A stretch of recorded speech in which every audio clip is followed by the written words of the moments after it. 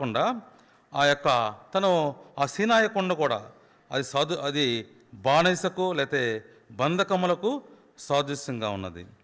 కాబట్టి హాగరు తను అఫీషియల్గా పెళ్లి చేసుకున్నాడు అబ్రహాము రెండవ భార్యగా. అయినప్పటికీ పెళ్లి చేసుకున్నప్పటికీ ఆమె దాసి అని దేవుని వాక్యము మనకు జ్ఞాపం చేస్తుంది. కాబట్టి ఇష్మాయేలు శరీరానుసారముగా పుట్టిన కుమారుడు. అయితే ఇస్సాకు తన వాగ్దానం వలన అద్భుతముగా, అంటే దేవుని యొక్క అద్భుతము ఆశ్చర్య క్రియల వలన పుట్టిన కుమారుడు. అంటే ఏ విధంగా అయితే ఆదామును తన గాఢ నిద్ర కలిగజేసి ఆ యొక్క పక్కటెముకల నుంచి నారని తీసాడు, అదేవిధంగా దేవుడైన యెహోవా అబ్రహాముకు కూడా లేకపోతే శారాకు గాఢ నిద్ర కలిగజేసి తద్వారా ఆత్మీయముగా లేకపోతే ఆత్మ ద్వారా తాకిన ఆ యొక్క వాగ్దాన పుత్రుడు ఇస్సాక్ అని చెప్పి మనము జ్ఞాపకము చేసుకోవాల్సి వరకుంటున్నాం. కాబట్టి మనకి ఈ రెండు నిబంధనలు ఏం జ్ఞాపకం చేస్తుందంటే, మొట్టమొదటి నిబంధన అది మోషే ఇచ్చిన నిబంధన. కాబట్టి హాగరు తనకు దాసత్వంగా సాదృశ్యంగా ఉంది. హాగరు తను ఆ శరీర సంబంధమైన జన్మనిచ్చిన తల్లిగా సాదృశ్యంగా ఉంది. హాగరు సీనాయ కొండకు సాదృశ్యంగా ఉంది. హాగరు ఆ యొక్క ధర్మశాస్త్రము మోషే ద్వారా అనుగ్రహించబడిందో హాగరు దానికి సాదృశ్యంగా ఉంది. కాబట్టి ఈ యొక్క శారా నూతన నిబంధనకు సాదృశ్యంగా ఉంది. శారా ధర్మశాస్త్రం బదులు కృపకు సాదృశ్యంగా ఉంది. శారా తర్వాత తన దేవుని యొక్క ఆత్మ వలన గర్భము ధరించిన ఆ యొక్క స్త్రీగా వాగ్దాన పుత్రుడు అనుగ్రహించడంలో శారా యొక్క పాత్ర ఉన్నది. అంత మాత్రమే కాకుండా పరలోక సంబంధమైన యెరూషలేముకు సాదృశ్యంగా ఉంది. ఈ లోక సంబంధమైన యెరూషలేము ఎలా ఉందంట? దాస్యత్వములో ఉన్నది. ప్రస్తుతం ఉన్న యెరూషలేము దాని పిల్లలతో కూడా దాస్యత్వం ఉన్నది కనుక ఆ నిబంధన దానికి దీటై ఉన్నది. ఈ మొట్టమొదటి నిబంధన ఇప్పుడు మనం చూస్తున్న మనకు తెలిసిన అరేబియాలో ఉన్న ఆ యొక్క యెరూషలేము అది ఆ యొక్క మొట్టమొదటి నిబంధనకి సాదృశ్యంగా ఉందని మనం జ్ఞాపకం చేయబడుతున్నాం. ఇక్కడ మనకు చూస్తే హాగరు తను ఐగుప్తు సంబంధించిన వ్యక్తి, ఐగుప్తీరాలు. హాగరు అనే మాటకు అర్థము ఆ యొక్క రాయి లేదా బండ అని అర్థమిస్తుంది. అంత మాత్రమే కాకుండా ఈ రోజుల్లో ఉన్న ఈ యొక్క అరేబియా దేశంలో ఉన్న ఆ యొక్క ప్రజలు వాళ్ళని ఏమని పిలుస్తారంటే హాగర్నెస్, అంటే హాగరే వంశస్థులు అన్నట్టు వాళ్ళని పిలుస్తారు. అంత మాత్రమే కాకుండా ఈ యొక్క హాగరు ఎలాగా మనకు జ్ఞాపకం చేస్తుందంటే, అబ్రహాము జీవితంలో హాగరు ఒక ఎపిసోడ్.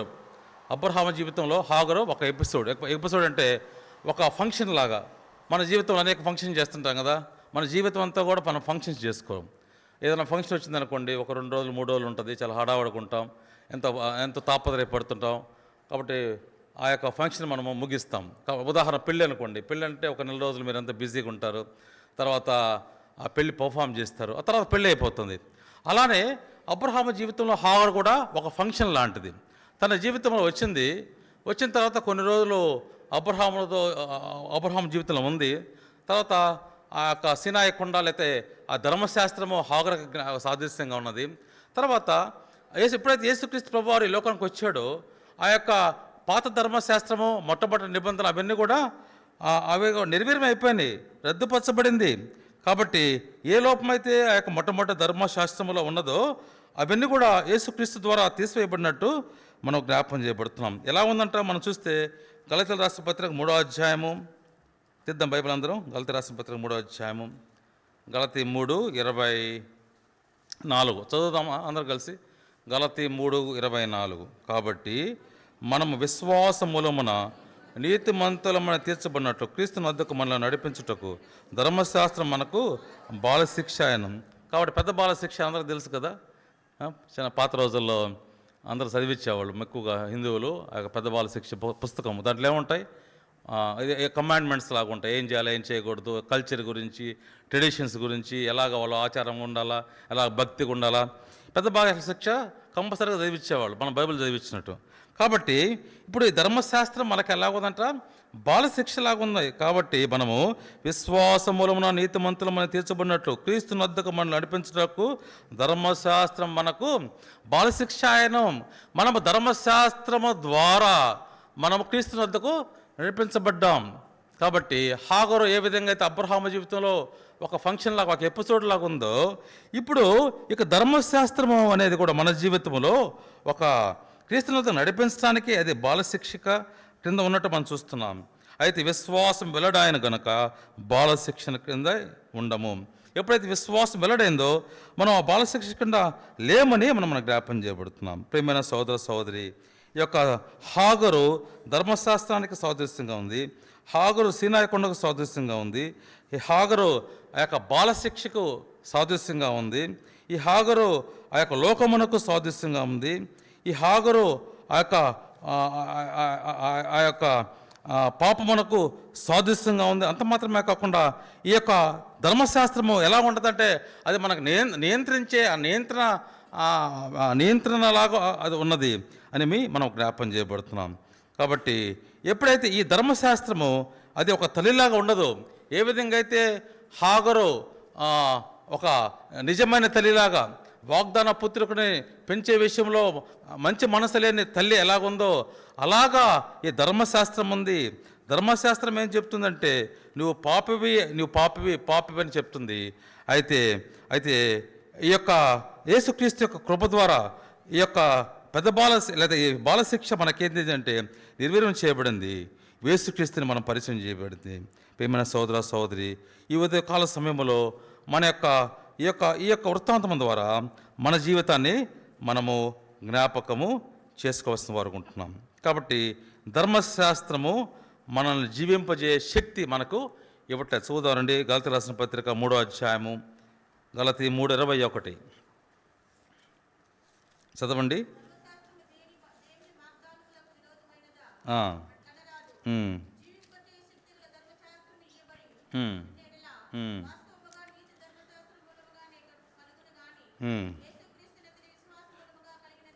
చాలమ్మా. జీవింపజేయ శక్తి గల ధర్మశాస్త్రము ఇయ్యబడి ఉన్న ఎడల అంటే ధర్మశాస్త్రానికి ఏం లేదు, జీవింపజేయ శక్తి లేదు. అంత మాత్రమే కాకుండా ధర్మశాస్త్రముకి లేకపోతే నీతిమంతులుగా చేసే శక్తి ధర్మశాస్త్రంకి లేదు. అంత మాత్రమే కాకుండా ధర్మశాస్త్రం మనకు ఆత్మ సంబంధమైన ఆ యొక్క ఆత్మను అనుగ్రహించే శక్తి ధర్మశాస్త్రంకి లేదు. ధర్మశాస్త్రం మనకు ఆ యొక్క శ్వాసము అనుగ్రహించే శక్తి లేదు అని మనం జ్ఞాపం చేయబడుతున్నాం. ప్రియమైన సోదర సోదరి, ఈ ఉదయకాల సమయం ముందు హాగరు మనకి హాగరు ఐగుప్తు సాదృశ్యంగా ఉంది. హాగరు ధర్మశాస్త్రం సాదృశ్యంగా ఉంది. హాగరు ఆ యొక్క బానిసత్వంగా సాదృశ్యంగా ఉంది. అంత మాత్రమే కాకుండా ఏ విధంగా హాగరు మనకు జ్ఞాపం చేస్తుందో కొన్ని మాటలు చూసుకుందాం. గలతీ రాసిన పత్రిక 4వ అధ్యాయము 8వ వచనం, గలతీ 4:8 చదవండి.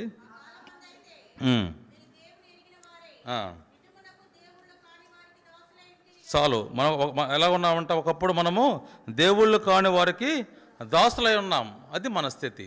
కాబట్టి ఆ దినాల్లో కూడా దేవుళ్ళు కాని వారికి దాసులుగా ఉన్నారు. చదవండి అపోస్తల కార్యములు 17వ అధ్యాయం 19 వచనం. అపోస్తల కార్యములు 17:19.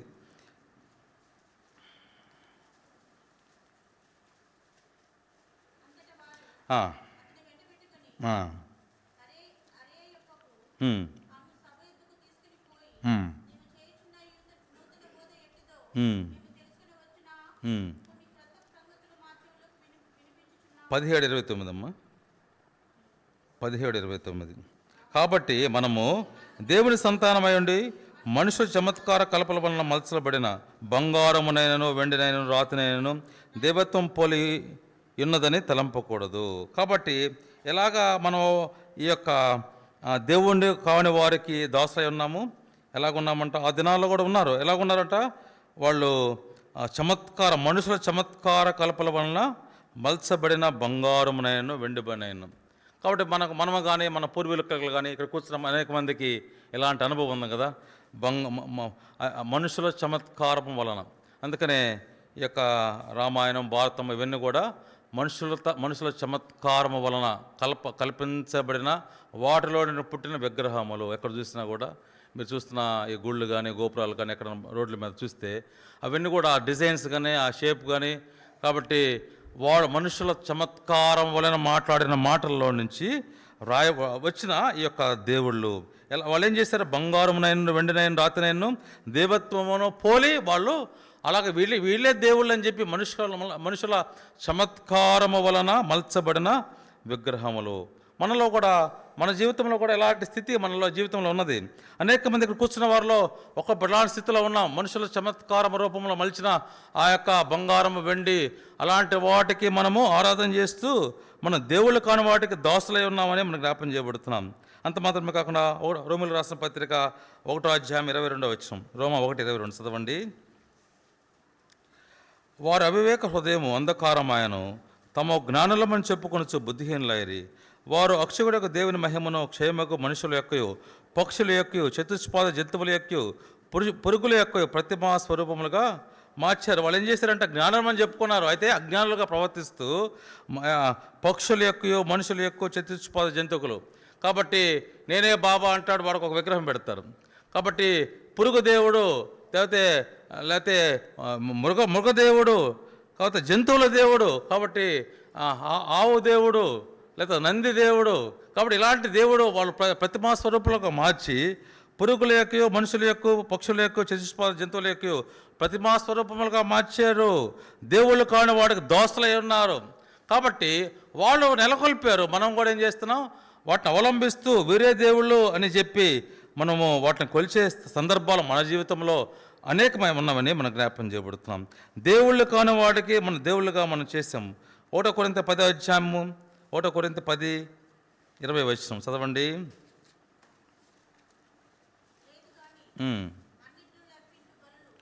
లేదు కానీ అన్ని జనులు అర్పించే బలులు దేవునికి కాదు దయ్యములకు అర్పించున్నారని చెప్పుచున్నాను. 21 మీరు ప్రభు పాత్రలోనేది దయ్యం పాత్రలో కూడా త్రాగనేరరు. ప్రభు బల్ల మీద ఉన్నదానిలోను దయ్యం బల్ల మీద ఉన్నదానిలోను. చదవండి ఆయనకు అందరూ, చెప్పండి ఆయనకు అందరూ. మీరు ప్రభు పాత్రలో ఉన్నది దయ్యముల పాత్రలో ఉన్నది కూడా త్రాగనేరరు. ప్రభు బల్ల మీద ఉన్నదానిలోను దయ్యముల బల్ల మీద ఉన్నదానిలోను కూడా పాలు పొందనేరరు. అనేక సందర్భాల్లో ఇది మన స్థితి. కాబట్టి దయ్యములకే అర్పించు వాటిని ఏమని చేసే మనము అనేక సందర్భాల్లో తిన్నాము. తర్వాత దయ్యముల బల్లలో పాదులు పొందిన స్థితిలో ఉన్నాయి. అక్కడికి పోతే వాళ్ళు ఇచ్చే ఆ విగ్రహాలకు అర్పించమాట మనం తింటున్నాము. ఇక్కడికి వచ్చి మనం ఏం చేస్తున్నాం? దేవుని బల్లలో మనం పాలు పొందుతున్నాం. అలాంటి స్థితిలో అజ్ఞాన కాలం ముందు మనము జీవించాం. అంటే మనకు తెలియని స్థితిలో మనము జీవించాం. కాబట్టి దయ్యములకే అర్పించే వాటిని అర్పించాము, వాటిని తిన్నాము, వాటిలో పాలు భాగస్థులమయ్యాము. అంత మాత్రమే కాకుండా దయ్యముల పాత్రలోనే త్రాగాము. తర్వాత ఇక్కడికి వచ్చి ప్రభు బల్లలో కూడా మనం పాలు పొందాము. అలాంటి స్థితిలో మనం జీవించామని మనం జ్ఞాపం చేయబడుతున్నాం. క్రీస్తునకు బలియాలతో ఏమి సంబంధం, విగ్రహములతో ఏమి పొందిక. కాబట్టి మనము దేవునికి ఆ యొక్క దయ్యములకు బలియాలకు సంబంధం లేదు. కాబట్టి దేవుని కాని వారికి మనం దాసులమై ఉన్నాము. ఇలాంటి స్థితిలో ఆ యొక్క హాగరు తన జీవించిందని మనకు జ్ఞాపకం. హాగరు దీనికి సాదృశ్యంగా ఉన్నది, బానిసత్వానికి సాదృశ్యంగా ఉంది. కాబట్టి మొట్టమొదటి దాసత్వము దేనికి దాసులుగా ఉన్నాము? దేవుళ్ళు కాని వారికి దాసులుగా ఉన్నారు. రెండో చూద్దాం రండి. గలతీ రాసిన పత్రిక 4వ అధ్యాయం 9వ వచనం. గలతీ 4:9.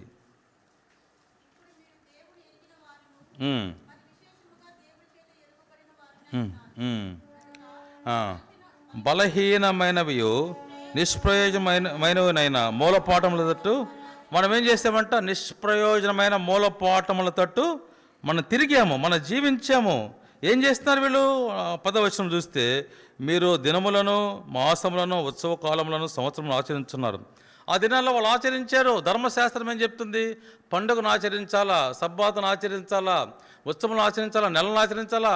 కాబట్టి వాళ్ళు నెల పండుగ, సంవత్సరం పండుగ, వార పండుగ ఇవన్నీ కూడా తూచే తప్ప పాటించాలా. వాటిని ఆచరిస్తూ అలాగా ధర్మశాస్త్రమైన దాసత్వంలో వాళ్ళు జీవిస్తున్నారు. ఇప్పుడు నిష్ప్రయోజనమైన మూలపాఠముల తట్టు మళ్ళా తిరగనేలా మునుపటి వల్ల దోసలై ఉండకూరనేలా ఇలాగ మనం జీవిస్తున్నాం. ఇక్కడ కూర్చున్న వారు అనేక మంది ఇలాగ జీవించిన వారుగా ఉన్నాం. నిష్ప్రయోజనమైన వాటి తట్టు, నిష్ప్రయోజనం వాటికి దోసలుగా ఉన్నామని మనం జ్ఞాపం చేయబడుతున్నాం. కాబట్టి ఒక దినము కంటే మరొక దినము మంచిది. ఈరోజు బాగలేదు, తర్వాత సోమవారం బాగలేదు, మంగళవారం బాగలేదు, శుక్రవారం బాగలేదు, కాబట్టి ఈరోజు నేను తిన్ను, రేపు తిన్ను, ఈ విధంగా మనము ఒక దినము కంటే మరొక దినము గొప్పదని ఎంచుకుంటూ అలా ఒక జీవించిన సందర్భంలో అనేకమైన ఉన్నాయి. దేవుని దృష్టిలో ప్రతి దినము కూడా శ్రేష్టమైన దినము. ప్రియమైన సోదర సోదరి, ఇలాంటి దాసత్వంలో మనం జీవించే మొట్టమొదటి దాసత్వము దేవుళ్ళు కాని వారికి దాసులుగా ఉన్నాం. రెండవది నిష్ప్రయోజనం వాటికి దాసులుగా ఉన్నాం. మూడవది 4వ అధ్యాయము 24 వచనం, గలతీ 4:24.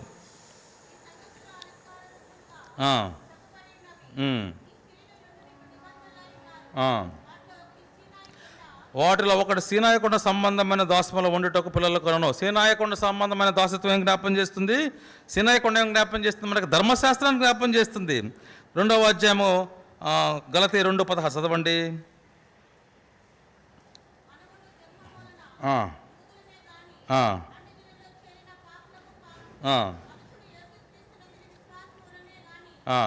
ధర్మశాస్త్ర సంబంధమైన క్రియములముగా నీతిమంతులుగా తీర్చబడినని ఎరిగి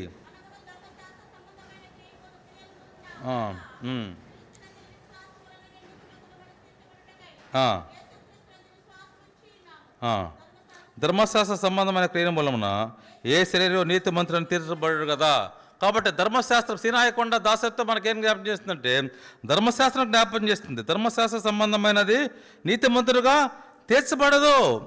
ప్రియమైన సోదర సోదరి, కాబట్టి హాగోరు సీనాయకొండకు సాదృశ్యంగా ఉంది, తర్వాత ఆ యొక్క దాసత్వానికి సాదృశ్యంగా ఉంది. అంత మాత్రమే కాకుండా ఆ యొక్క చట్టానికి, ధర్మశాస్త్రానికి సాదృశ్యంగా ఉంది. ఇప్పుడు మనమందరము కూడా అలాగ దాసులుగా ఉన్నామని చెప్పి మనం జ్ఞాపం చేయబడుతున్నాం. తర్వాత మనము ధర్మశాస్త్రం ఏం చేస్తుందంట? నీతిమంతులుగా జీవం ఇవ్వదు. కాబట్టి ధర్మశాస్త్రం నీతిమంతులుగా తీర్చదు. ధర్మశాస్త్రము ఆత్మ సంబంధమైన ఆత్మ మనకు అనుగ్రహించదు. ధర్మశాస్త్రం మనల్ని స్వతంత్రులుగా, లేదంటే ధర్మశాస్త్రం స్వతంత్రంగా చేయదు. అంత మాత్రమే కాకుండా ఆ పరలోక సంబంధమైన స్వాతంత్రాన్ని మనము కలుగ చేయదని మనం జ్ఞాపం చేయబడుతున్నాం. కాబట్టి మూడవది సీనాయకొండ సంబంధమైన దాసత్వంలో మనం జీవించున్నామని మనం జ్ఞాపం చేయబడుతున్నాం. 4 చూద్దారండి. గలతీ రాసిన పత్రిక 4వ అధ్యాయం 25 వచనం. గలతీ 4:25.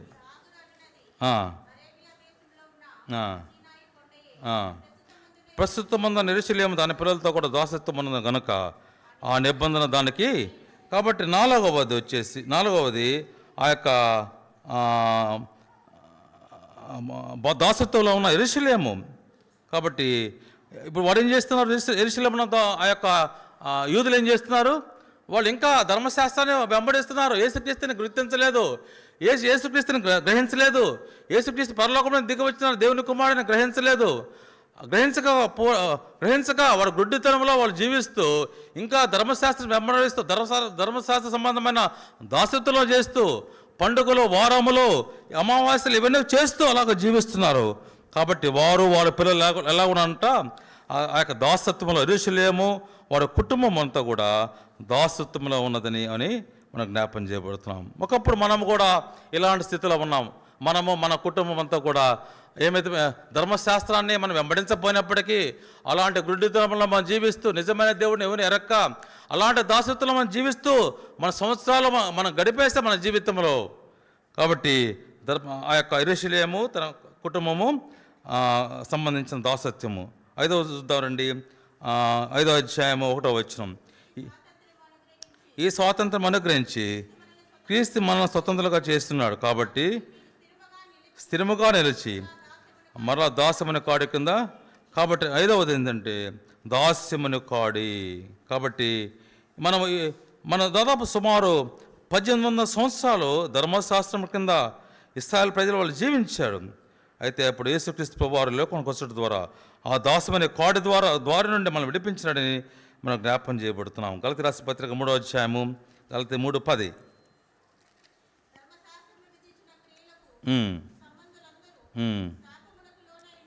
కాబట్టి ఇది దాస్యమనే కాడే ఏం చేస్తుందంటే ధర్మశాస్త్రం విధించిన క్రియలకు సంబంధులు అందరూ శాపమునకు లోనై ఉన్నారు. మనమందరము కూడా శాపమునకు లోనై ఉన్న వారము. ఎవరైతే ఇశ్రాయేలు ప్రజలు ఏ విధంగా అయితే ధర్మశాస్త్ర సంబంధించిన క్రియలకు శాపము లోనై ఉన్నారో మనము కూడా అలాగే లోనై ఉన్నామని జ్ఞాపం చేయబడుతున్నాం. ధర్మశాస్త్ర గ్రంథమందు వ్రాయబడిన విధులన్నీ చేయడం ద్వారా నిలకడగా ఉండే ప్రతివాడును శాపగ్రస్తుడు. కాబట్టి ఒక కమాండ్మెంట్, ఒక ఆజ్ఞ కూడా తప్పినవాడు శాపగ్రస్తుడు దేవుని దృష్టిలో. కాబట్టి అలాగా ఆ యొక్క ధర్మశాస్త్రం అనే కాడి కింద మనం చిక్కుకొని మనం జీవిస్తున్న వారము.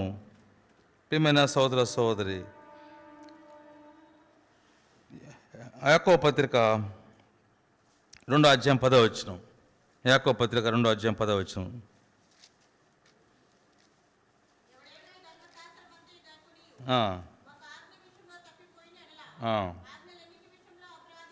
కాబట్టి ధర్మశాస్త్రం అనే కాడే మనకేం చేస్తుందంటే ఒక ఆజ్ఞ విషయంలో తప్పిపోయిన అన్ని విషయంలో అపరాధి యొగను. అలాంటి కాడి కింద చిక్కుకొని ఆ ప్రజలు జీవిస్తున్నారు. మనం కూడా ఒకప్పుడు అలాగా జీవించిన వారమే. అయితే యేసుక్రీస్తు ప్రభు ద్వారా వచ్చుట ద్వారా ఆ దాస్యమనే కాడి నుండి మనం తప్పించబడ్డాని మనం జ్ఞాపం చేయబడుతున్నాం. ఇప్పుడు హాగరు తన జీవితంలో 5 రకాలైన దాసత్వాన్ని మనకు జ్ఞాపం చేస్తుంది. అయితే శారా నూతన నిబంధనకు సాదృశ్యంగా ఉంది. కాబట్టి శారా తన జీవితంలో వాగ్దానము నమ్మిన వ్యక్తిగా, వాగ్దానం అనుసరించి కృపకు సాదృశ్యముగా, ఆ యొక్క కృపా నిబంధనకు సాదృశ్యంగా ఉన్నదని మనం జ్ఞాపం చేయబడుతున్నాం. అంత మాత్రమే కాకుండా ఇస్సాకు తను వాగ్దాన పుత్రుడు, దేవుని శక్తి చేత తను జన్మించిన వాడు. కాబట్టి విశ్వాస సంబంధమైన సంబంధులకు తను మూలపురుషుడు అబ్రహాము తర్వాత అని మనము జ్ఞాపం చేయబడుతున్నాం. కాబట్టి దేవుని శక్తి చేత మనం రక్షించబడ్డాము. అందుకని ఎఫెసీయులకు రాసిన పత్రిక 2వ అధ్యాయం 8వ వచనం రాయబడింది కదా, మీరు విశ్వాసం ద్వారా కృపచేతనే రక్షించబడి ఉన్నారు. కాబట్టి మన యొక్క ధర్మశాస్త్ర సంబంధమైన క్రియల ద్వారా కాదు, మన శక్తి చేత మన యొక్క గొప్పతనం చేత మనం రక్షించబడలేదు, కేవలం విశ్వాసం ద్వారానే కృపచేతనే రక్షించబడ్డాము. కాబట్టి ఇస్సాకు తను దేవుని యొక్క శక్తికి సాదృశ్యంగా ఉన్నాడు. ఇస్సాకు తన జీవితంలో ఇస్సాకు కనుట ద్వారా శారాకి ఏం కలిగింది? నవ్వు కలిగింది. కాబట్టి ఇస్సాకు తన నవ్వుకి సాదృశ్యంగా ఉన్నాడు. తన వృద్ధాప్యం ఉన్న తన తల్లిదండ్రులకు తన నవ్వు కలిగజేశాడు. ఎప్పుడైతే నీకు నాకు మనం రక్షణలో లేము, రక్షణ కలగనప్పుడు మనకేం లేదు, మన జీవితంలో నవ్వు లేదు. కాబట్టి అందుకనే కీర్తన గ్రంథంలో 51వ అధ్యాయంలో దావీదు రాజు చెప్తాడు, ఏం చెప్తాడు? రక్షణ ఆనందం నాకు మరలా పుట్టించము అంటే ఏంది? తన జీవితంలో రక్షణ ఆనందం పోయింది. కాబట్టి నీకు నాకు కలిగిన రక్షణ ద్వారా మనకు ఆనందం కలిగింది. అది ఇస్సాకు సాదృశ్యంగా ఉందని మనం జ్ఞాపం చేయబడుతున్నాం. తర్వాత మనం చూస్తే ఇష్మాయిల్ వలన, హాగరు వలన ఇస్సాకు ఎంతగానో అవమానపరచబడ్డాడు, నిందించబడ్డాడు. తనను శ్రమకి ఓర్చిన వాడుకున్నాడు, నిందను భరించిన వాడుకున్నాడు. వృద్ధాపంలో పుట్టిన కుమారుని అనేక మంది హేళన చేశారు. కాబట్టి అలాంటి ఇస్సాకు యేసుక్రీస్తు ప్రభు వారికి సాదృశ్యంగా ఉన్నాడని మనం జ్ఞాపం చేయబడుతున్నాం.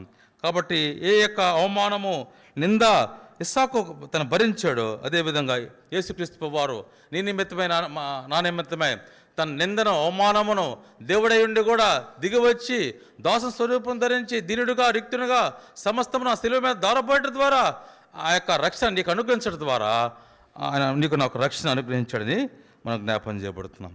కాబట్టి ఈ యొక్క సీనాయి కొండ మనకి ధర్మశాస్త్రం జ్ఞాపం చేస్తుంటే, ఈ యొక్క కల్వరి కొండ మనకేం జ్ఞాపం చేస్తుంది? చదువుదారండి. గలతీయులకు రాసిన పత్రిక 3వ అధ్యాయము 13వ వచనం. గలతీ 3:13.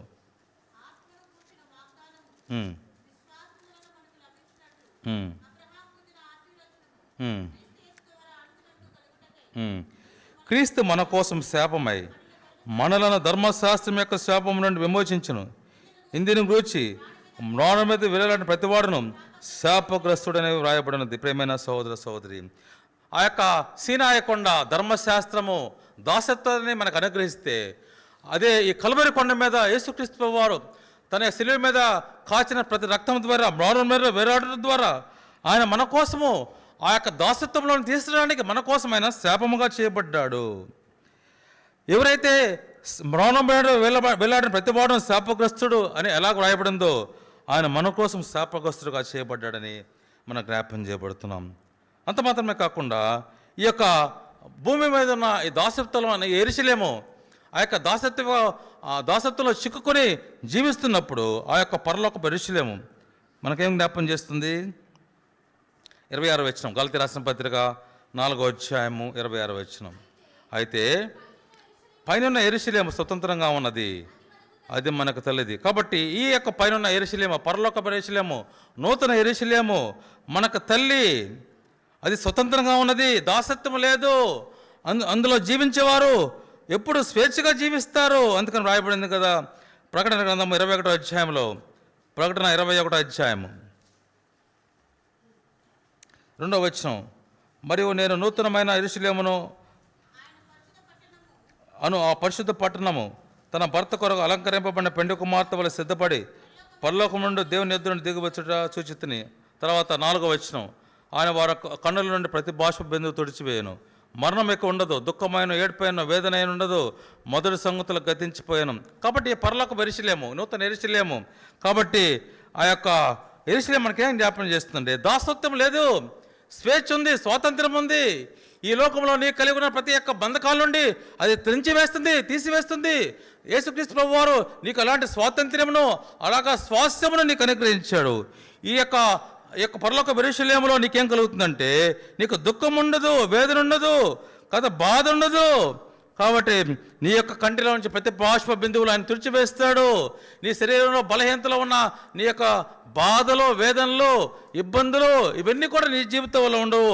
ఆ పరలోక యెరూషలేములో యుగాయుగములు దేవునితో జీవించే గొప్ప భాగ్యము నీకు కలుగుతుందని దేవుడే మనతో నివాసం చేస్తాడు.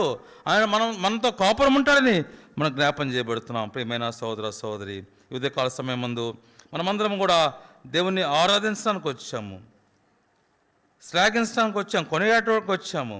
కాబట్టి గలతీ రాసిన పత్రిక 4వ అధ్యాయము 5వ అధ్యాయం 1వ వచనం చెప్తుంది, ఈ స్వాతంత్రం అనుగ్రహించి క్రీస్తు మనలను స్వతంత్రులుగా చేస్తున్నాడు. కాబట్టి మీరు స్థిరముగా నిలిచి మరలా దాసత్వములను కాడి క్రింద చిక్కుకొనకూడి. ప్రియమైన సోదర సోదరి, కాబట్టి ఏ విధంగా మన స్వాతంత్రం అనుగ్రహించాడు?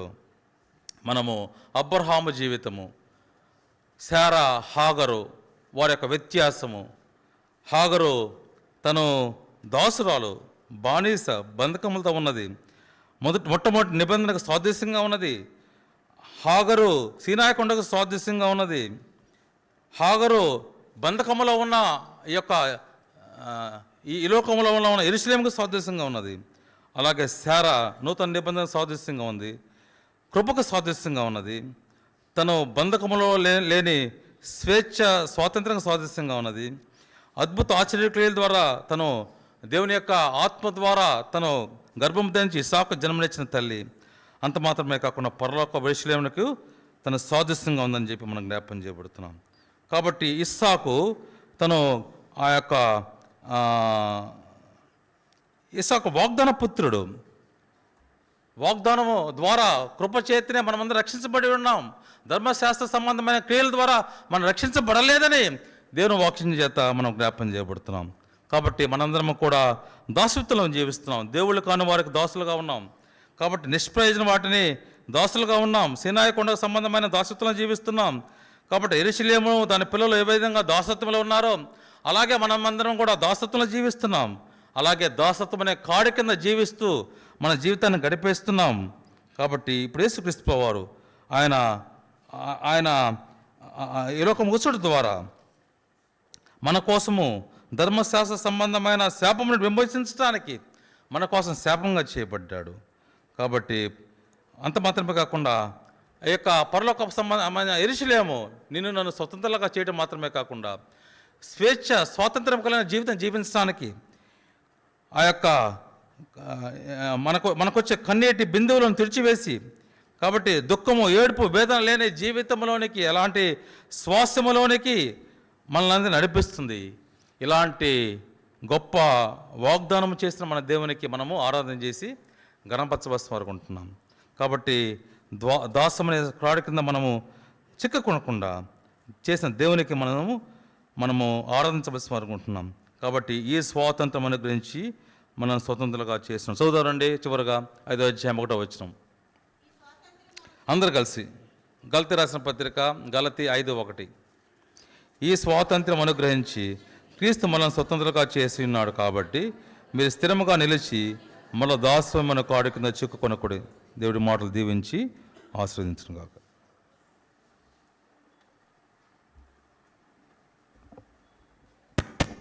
ఈ సమయంలో మనందరం లేచి నుంచొని ఒక పాట ద్వారా మొదటగా ప్రభువును స్తుతించి తర్వాత వాక్య వెలుగులో దేవుని ఆరాధిద్దాం. పాట సంఖ్య 128, మరొక బుక్లోనైతే 126. దేవా నీ తలంపులు అమూల్యమైనవి నాయడ. పల్లవి మొదటి శరణము, తర్వాత మూడవ శరణము, తర్వాత 4, 6 శరణాలు. గుర్తుంచుకోండి, పల్లవి మొదటి శరణం, మూడవ శరణం, 4వ శరణం, 6వ శరణం.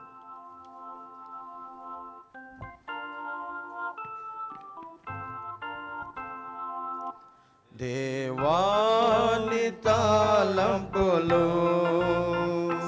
అమూల్యమైన వినాయడా, నాయడాలని కరుణా సర్వసాదా నిలచుచున్నది. దేవాని తలంపులు స్తుతులార్పించు ప్రభుని కొనేడే, స్తుతి పాడేదా హృదయముతో. స్తుతులార్పించు ప్రభుని కొనేడే, స్తుతి పాడేదా హృదయముతో. స్తుతించి వర్ణించి ఘనపరతు, స్తుతించి వర్ణించి ఘనపరతు. నీవే నా రక్షకుడవని. దేవాని తలంపులు అమూల్యమైన వినాయడా, నాయడాలని కరుణా సర్వసాదా నిలచుచున్నది. దేవాని తలంపులు మరణ మార్గములో నుంటిని కరుణా నిలచి నన్ను రక్షింప. మరణ మార్గములో నుంటిని కరుణా నిలచి నన్ను రక్షింప. మరణము నుండి రక్షింపన, మరణము నుండి రక్షింపన. నా ప్రభు బలియాయను. దేవాని తలంపులు అమూల్యమైన వినాయడా,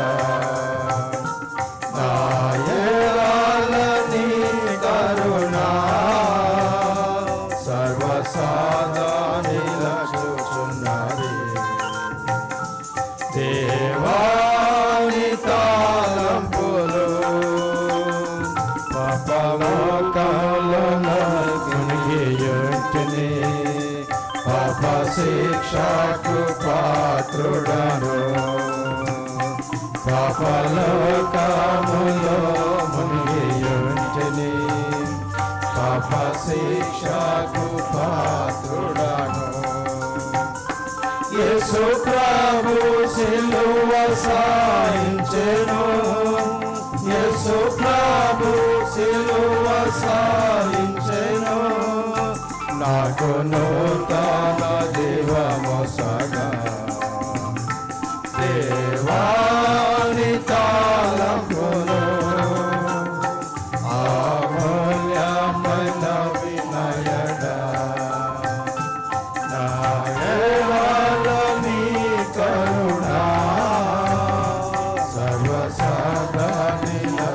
చూచుచున్నది. దేవాని తలంపులు ఎట్లు మౌనముగా నుండు ప్రభు, చెల్లింపక స్తుత్ర గీతము. ఎట్లు మౌనముగా నుండు ప్రభు, చెల్లింపక స్తుత్ర గీతము. కాలమంతా పడుచుండేదా, కాలమంతా పడుచుండేదా, నీ ప్రేమ అపారమైనది. దేవాని తలంపులు అమూల్యమైనవి నాయడా, నాయడాలని కరుణ సర్వసాదా నిలచుచున్నది. దేవాని తలంపులు. కూర్చోండి. మొదటిగా సండే స్కూల్ టీచర్స్లో ఒకళ్ళు ఆరాధన చేస్తారు. ఆ తర్వాత టేబుల్కు ముందుగా ఉన్నవారు ఒక సహోదరుడు ఒక సహోదరి క్రమంగా ఆరాధించండి. మేము చెప్పిన తర్వాత టేబుల్కు వెనక వైపు ఉన్నవారు ఆరాధన చేస్తారు. స్టార్ట్ చేయండి.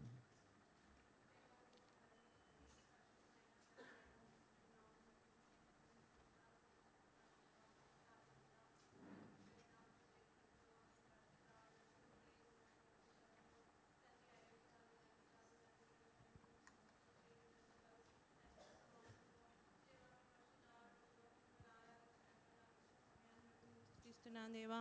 మరి తండ్రి, పాపంలో శాపంలో దౌర్భాగ్యమైనటువంటి స్థితిలో నేను ఉన్నప్పుడు ప్రభా, ధర్మశాస్త్రం అను కాడి క్రింద చిక్కుకొని ప్రభా, మరి తండ్రి నైనా బానిసత్వంలో మరి తండ్రి నైనా మరణకరమైనటువంటి మరి తండ్రి స్థితిలో నేను ఉన్నప్పుడు ప్రభా, విడిపించి వారు ఎవ్వరూ లేనప్పుడు ప్రభా, మీరు నన్ను వెతికి రక్షించి ప్రభా నన్ను కనుగొంటూ వచ్చినారు ప్రభా. నీ ప్రేమ అపారమైనది ప్రభా, శాశ్వతమైన ప్రేమతో నన్ను ప్రేమించినావు దేవా. మరి తండ్రి, పాపము చేత మరి తండ్రి నైనా చిక్కబడిన నా కట్లను విప్పుటకు ప్రభా, తండ్రి నాయన